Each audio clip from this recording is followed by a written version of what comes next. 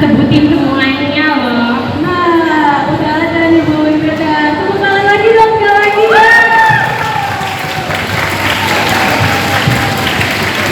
Nah, tapi bukan cuma Bu Mirip dong nih. Kita juga bakal ada ngobrol-ngobrol sama teman kita dari tiap peralatan. Kita undang dulu dong. Oke nih, dari kelas 10 ada Mbak Naila yang cakep. Dari kelas 10 3, tepuk tangan dulu dong guys.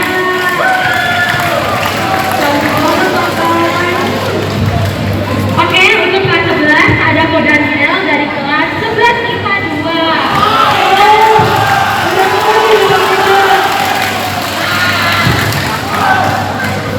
Ini banget ya guys. Udah pakai jas ya kan? Udah pakai Wah, kalau kondangan nih, sombong. Oke, kita langsung aja sambut dari kelas 11, Tia Puri dari 12 IPS 1. Cantik banget ini. Oke, daripada babi ibu ya kan udah senang begini, mari kita langsung mulai talk show-nya. Kita persilakan Bu Wiwin untuk menyampaikan materinya.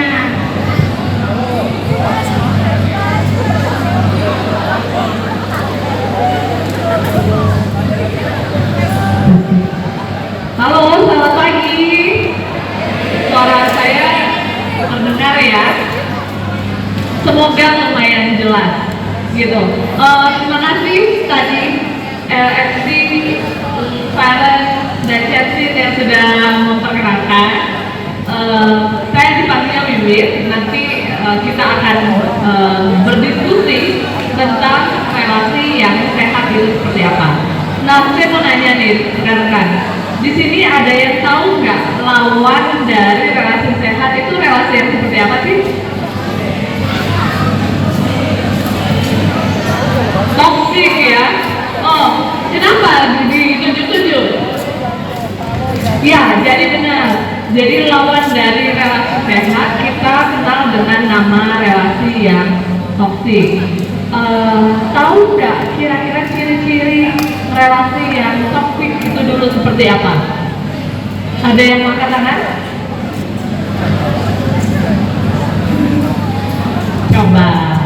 Siapa namanya? Boleh tahu ciri-ciri relasi toxic yang kamu tahu?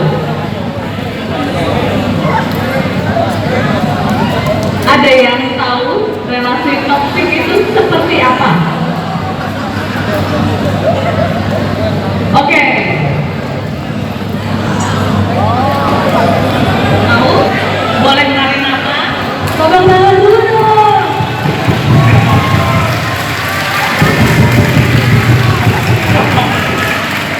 Pagi semua.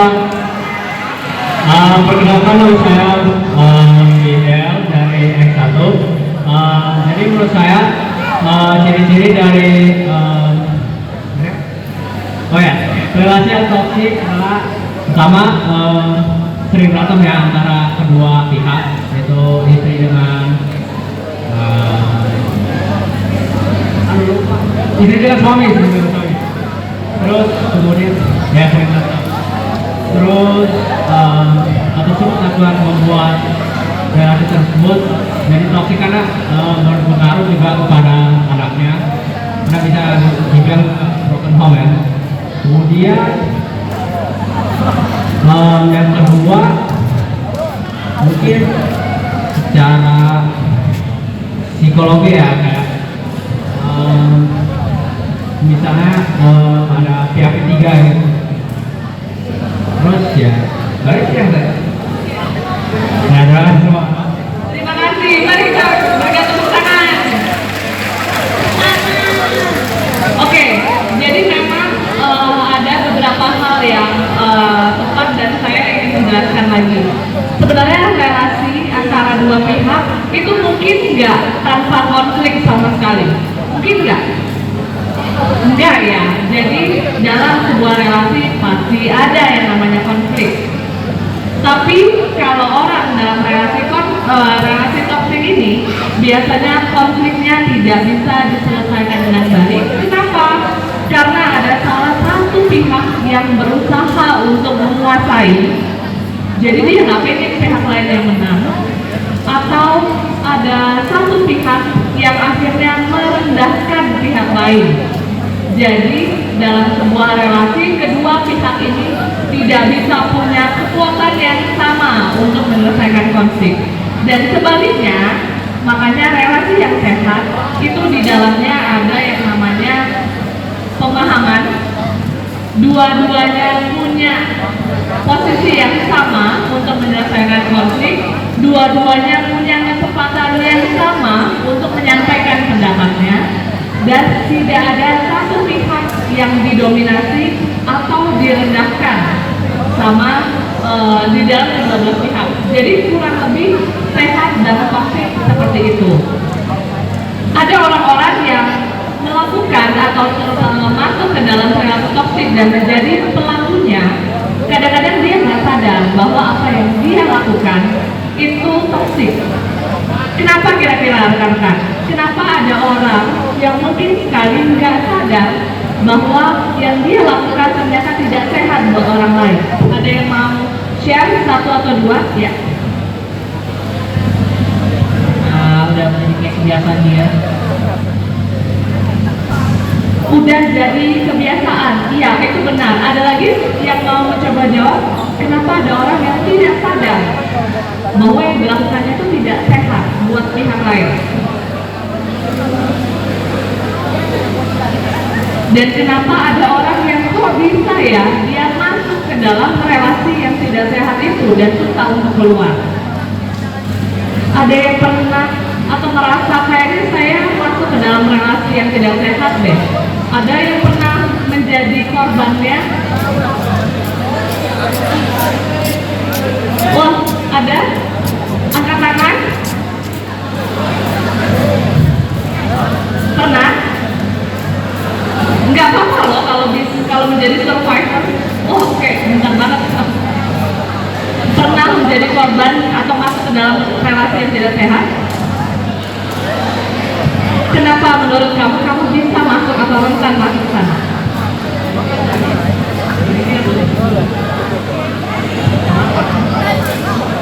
Ya intinya karena yang pertama nggak pernah terjun ke dalam hubungan, jadi kita nggak tahu bagaimana hubungan yang sehat atau tidak. Nah, jadi kan kita nggak punya gambaran mana hubungan sehat. Yang kedua ya terlalu sayang, jadi kita buta. Oke, terima kasih sudah mengatakan itu.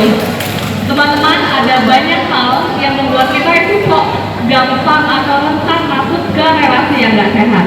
Salah satunya tadi terbiasa. Jadi jangan-jangan perilaku-perilaku yang tidak sehat itu menurut kita adalah hal yang biasa terjadi.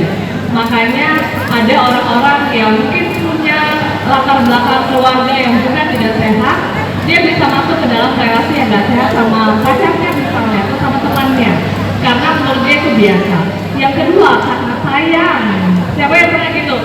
Saya kan cinta sama dia, jadi saya rela walaupun dia merendahkan saya misalnya, karena itu bentuk kecintaan saya sama dia. Itu juga. Jadi perasaan cinta membuat orang susah untuk keluar atau tidak sadar gitu tentang bahwa dia masuk ke dalam relasi toksik dan tidak. Karena ini terbatas, setelah ini saya akan coba jelaskan beberapa hal yang menurut saya karena pertimbangan kalau ada dalam sebuah relasi, entah itu pertemanan ataupun mungkin sama pacar misalnya. Yang pertama adalah jangan terlalu eksklusif. Kenapa? Karena saat kita eksklusif, kita nggak tahu bahwa yang dilakukan pacar kita atau teman kita itu benar atau enggak.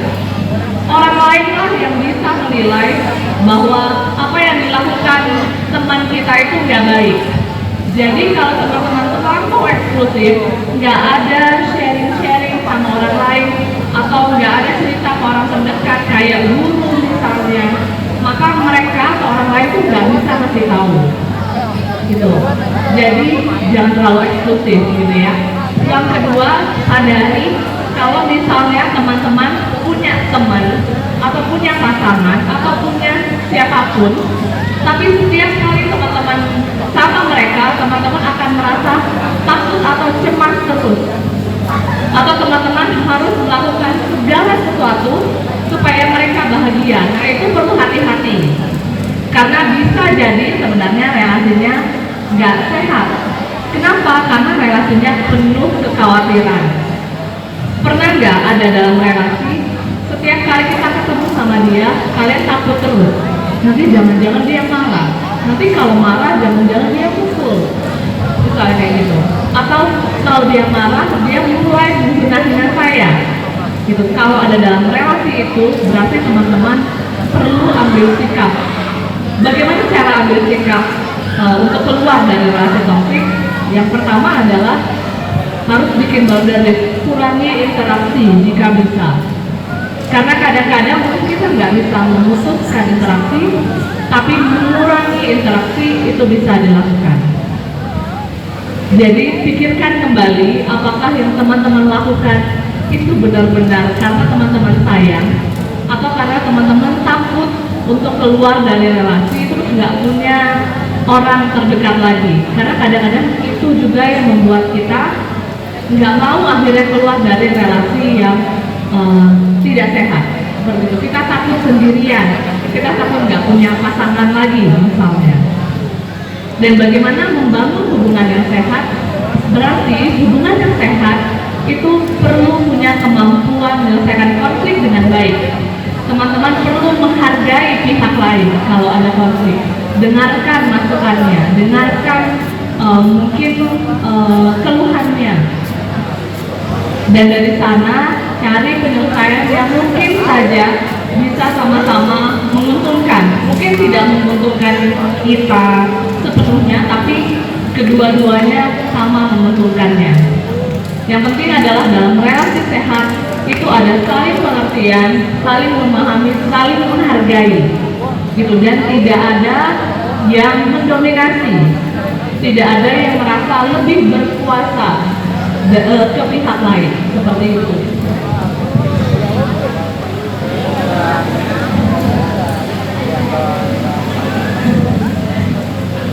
Kira-kira di sini saya mau tanya, efek dari relasi toksik yang mungkin teman-teman pernah alami itu sejauh apa?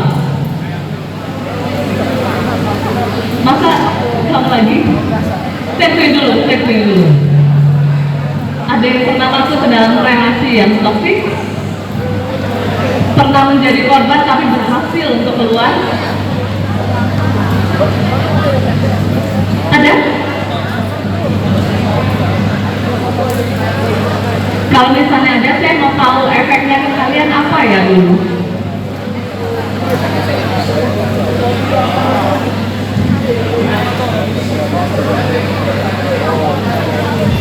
Tapi nggak mau dia kayaknya ya. Mau? Ada yang mau share? Karena, itu? Silakan. Efeknya apa?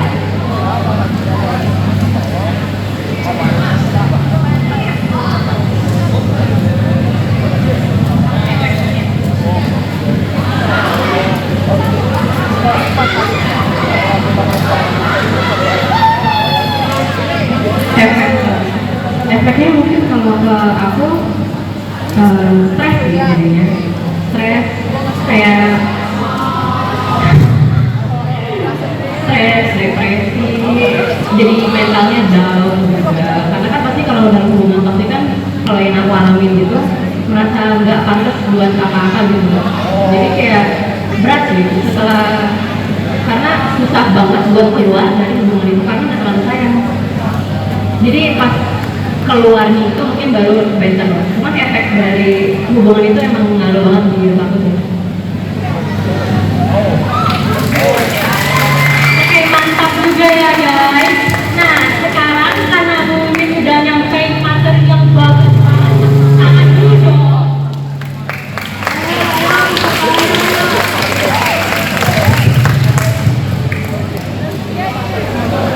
Nah, karena dari pemaparan materi ini harusnya ada perbedaan pendapat dong dari kita semua kan. Nah, kita akan mulai pendapat dari YP. Tepuk tangan dulu dong.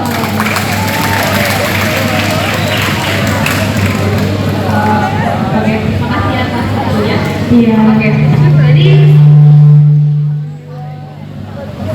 jadi kalau menurut saya pribadi, kan tadi ngomonginnya healthy relationship. Mungkin sejauh yang saya alami, suatu hubungan yang betul-betul menjadi healthy relationship itu ada dari diri kita sendiri. Kita tuh harus membentuk diri kita sendiri kayak kita sayang sama diri kita sendiri. Karena kalau kita nggak sayang sama diri kita sendiri, gimana kita sayang sama pasangan kita atau sama orang lain gitu lah ibaratnya.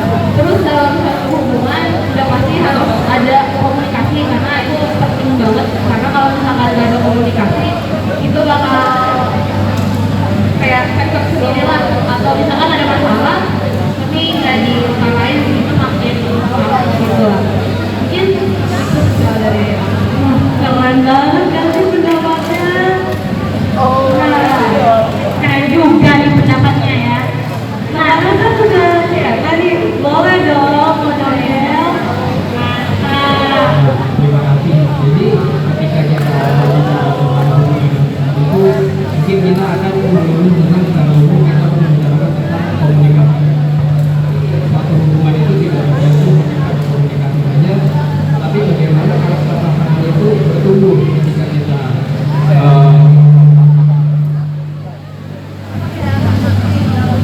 lalu pada saat kita menjalani hubungan itu tentunya masih ada setiap fase-fase yang kita jalani. Bagaimana ketika fase kita berada dalam kesedihan, fase kita berada dalam kesenangan, hal itu yang akan membuat kita bagaimana kita cara menyikapi dalam keadaan tersebut. Ya, hal itu yang akan membuat karakter kita tumbuh dan pada puncaknya kita akan mengalami kebahagiaan ketika kita bertemu orang lain. Wih, tepuk tangan dulu. Karena udah selesai sama si Eve sama si Rampo dan Nia. Silakan dulu si Bontok deh. Bang Ella. Gimana? Pagi semuanya, selamat pagi. Jadi menurut saya topik relationship itu biasa dari psikologi agar mengurangi itu yang pertama komitmen dan bisa namanya komunikasi dan juga kalau kita udah jalan sama orang tua dan juga kalau kita seagama dia beresin juga. Baik, terima kasih. Udah, Tangan dulu dong. tangan guys. Nah, sekarang kan udah dengar ini pendapat dari mereka bertiga. Emang asik ya kalau nggak ada pertanyaan ya? Iya coy, jago banget kalau nggak ada pertanyaan nih. Nah, kita langsung mulai aja dari Mbak Kaila nih. Kamu ada pertanyaan apa sih buat Bu Wiwit? Boleh, boleh kita juga boleh. Iya. Adanya biasanya kalau orang ada yang namanya topik relationship itu biasa orang tuh berpikir pasti orang ini ada latar belakangnya yang jelek. Nah, menurut Ibu Wiwit itu seperti apa? Bisa langsung begitu atau memang sudah lupakannya saja?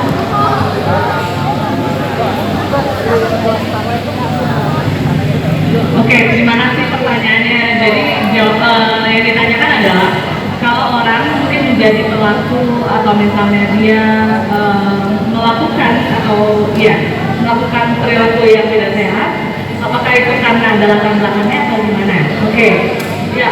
Jadi gini rekan-rekan, kalau di psikologi kita itu percaya bahwa apa yang terjadi pada diri kita saat ini itu ada faktor-faktor di belakangnya. Memang salah satu hal yang bisa membuat seseorang melakukan perilaku yang mungkin tidak sehat adalah karena dia belajar hal itu. Tadi ada yang bilang orang menjadi pelaku karena menurut dia itu adalah hal yang biasa. Misalnya kalau ada masalah dan cara menyelesaikan konfliknya dia harus dengan marah-marah dan merendahkan orang lain, karena sebelumnya di mana dia dibesarkan juga seperti itu.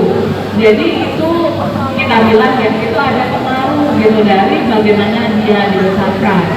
Jadi tapi ya kita sebagai manusia, terutama yang sudah dewasa, tentu kita bisa belajar gitu ya, dan lama-lama menjadi sadar bahwa oh yang menurut saya selama ini adalah hal yang biasa merendahkan orang lain, ternyata mungkin itu bukan hal yang baik.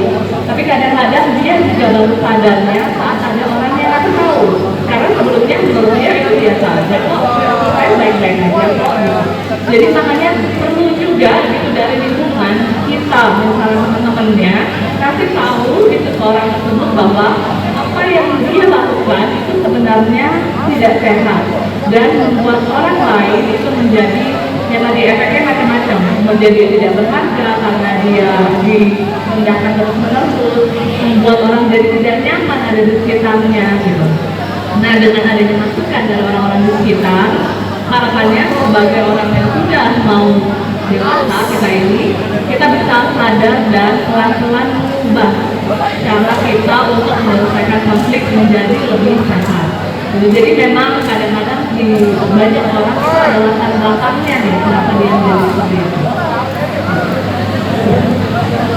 Nah, kan pertanyaan dari Kak Naila udah nih, harusnya pertanyaan dari Kak Dania ini udah sangat keren dong. Apalagi dia sudah keren dari Dania.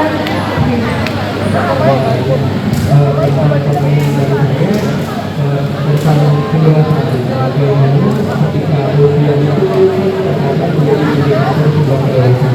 Apakah usia itu menjadi penentu dalam membangun hubungan? Terima kasih atas pertanyaannya.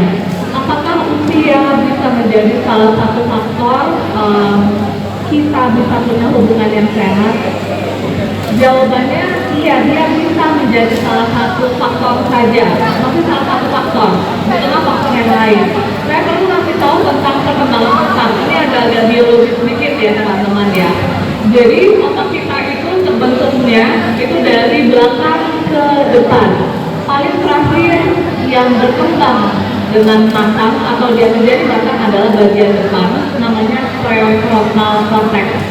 Nah, prefrontal cortex itu tujuannya adalah membantu kita supaya bisa punya pemikiran yang lebih logis, bisa menyelesaikan masalah dengan lebih rasional, gitu, dan harapannya lebih sehat. Nah, usia tertentu, mungkin kita bukan tahu kapan prefrontal cortex atau otak kita terbentuk sempurna. Itu di usia 25. Jadi di usia rekan-rekan sekarang ini masih berjalan menjadi sempurna. Makanya di usia remaja belasan itu kita cenderung masih lebih sulit untuk mengendalikan dorongan kita.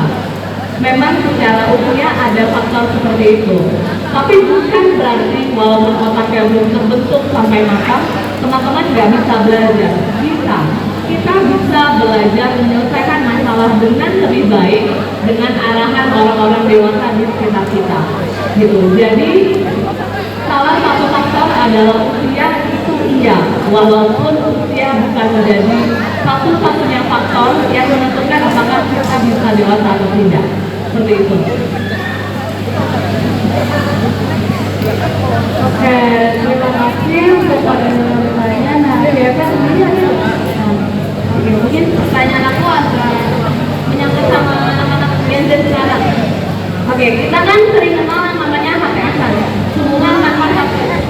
Apakah seseorang yang menjalani hubungan tanpa status, tapi mereka layaknya orang pacaran, itu dapat dikatakan orang yang dewasa dalam hubungan atau gimana gitu? Terima kasih. Terima kasih. Ini kayaknya lagi menarik karena ini juga jadi obrolan teman-teman saya di grup. Karena katanya ada satu influencer yang mempromosikan gitu bahwa hubungan tanpa status itu oke. Nah, gini teman-teman, di psikologi kita itu belajar tentang teori cinta, ya. Jadi cinta itu salah satunya adalah adanya komitmen. Hubungan tanpa status berarti komitmennya tidak ada, ya kan? Karena tidak ada perjanjian nih. Oke, saya akan berkomitmen dengan kamu, gitu. Nah, apakah itu bisa dibilang dewasa? Ada beberapa orang yang memilih seperti itu, ya. Karena mungkin itu yang nyaman buat mereka. Tapi biasanya tidak adanya komitmen seringkali membuat kita bisa bertindak dalam tanda kutip semena-mena, karena toh nggak ada komitmen, nggak ada perjanjian aku harus seperti apa. Nah, semena-menanya itu bisa macam-macam. Mungkin bisa membuat orang lain saat ada masalah ya dia bertindak semena-mena ke pihak yang lain, gitu, atau hal lain lagi gitu. Sehingga kadang-kadang tanpa status itu membuat orang jadi menyalahgunakan. Gitu, sehingga itulah yang membuat hubungannya tidak baik. Tapi apakah ada yang memilih untuk melakukan itu? Ada. Cuma memang perlu dicek lagi. Kenapa sih dia memilih hubungan tanpa status? Apakah memang dia tidak suka atau khawatir dengan komitmen? Atau ada kekhawatiran lain yang membuat dia memilih untuk tidak ada status? Gitu sih. Jadi tanpa status itu dikhawatirkan bisa membuat orang akhirnya bertindak sesuka hati di dalam relasi itu, dan justru itu efeknya tidak sehat buat kedua belah pihak. Itu dari saya. Oke, terima kasih buat pendapat dan pertanyaan dari kalian, dan terima kasih Muslim yang udah ingin menjawab. Nah, kira-kira ada nggak sih pertanyaan buat Muslim? Bener nih, kalian ada pertanyaan nggak nih buat Bu Wiwit? Ada nggak kan yang mau bertanya?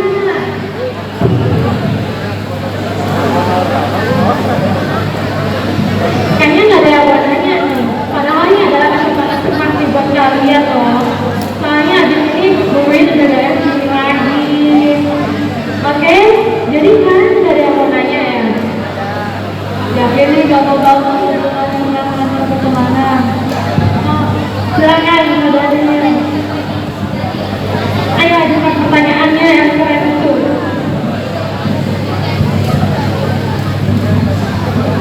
Halo teman saya Daniel. Jadi saya ingin tahu kayak ada tanda-tanda kan kita suka pasti ada pergolakannya. Nah ada kayak ciri-ciri dan satu relasi udah mulai jadi konflik. Ada kayak tanda-tandanya. Terima kasih. Nah, tadi salah satu yang menjadi ciri-ciri relasi toksik itu adalah yang tadi ya, kedua belah pihak itu tidak menghargai, lalu adanya keinginan untuk mendominasi, gitu, adanya keinginan untuk merendahkan atau mengecilkan pihak lain. Nah, gimana tanda-tandanya? Biasanya paling mudah dilihat saat penyelesaian konflik, gitu. Jadi saat ada masalah nih, gitu. Bagaimana sih pihak lain itu menyelesaikan masalah? Apakah dia cenderung membuat kita menjadi tidak berharga? Jadi dengan kalimat-kalimat yang disampaikan, kata-kata itu membuat kita lama-lama jadi nggak pede sama diri kita sendiri. Gitu. Lalu kedua, apakah setiap kali saya ketemu sama dia, kayaknya saya capek banget, kayaknya saya lemas banget, nggak tahu kenapa, saya seakan-akan harus memberi terus tanpa mendapatkan sesuatu. Itu yang bisa juga dilihat. Lalu apakah setiap kali kamu ketemu, kamu rasanya takut gitu ya tadi, kamu jadi berhati-hati sama dia, takut nanti dia marah, takut nanti dia nggak senang gitu. Jadi kamu berhati-hati, dan juga saat kamu bareng dia, mungkin kamu tidak merasa dia tadi dia mendengarkan, dia membantu juga pertumbuhan kamu secara pribadi. Biasanya sih hal-hal itu ya. Paling mudah sih dia saat penyelesaian konflik. Jadi kalau ada masalah, coba cek gimana cara dia menyelesaikannya, gitu. Dia mau masalahnya hanya dia sendiri yang menang tanpa mau dengerin pihak lain atau enggak. Kira-kira sih seperti itu ya. Oke, pertanyaannya bagus banget. Tepuk tangan dulu guys. Nah, karena ini mantap ya, semangat banget nih. Karena waktunya udah lumayan nggak cukup, kita kayaknya langsung mau tutup aja nih. Oke, kita kasih tepuk tangan terakhir dulu dong buat Bu Wiwit. Keren banget ya, keren banget guys. Ya, ada lemes lagi nih sebenarnya. Oke, jadi kita persilakan ke Bu Wiwit boleh. Iya. Terima kasih banyak Bu Wiwit. Tepuk tangan lagi dong guys.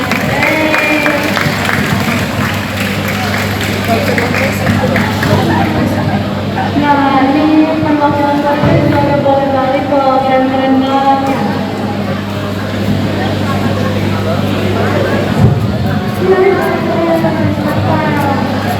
Wah, akhirnya selesai juga ya guys. Kalian semua pasti ngantuk nih. Ya udah ada yang tiduran.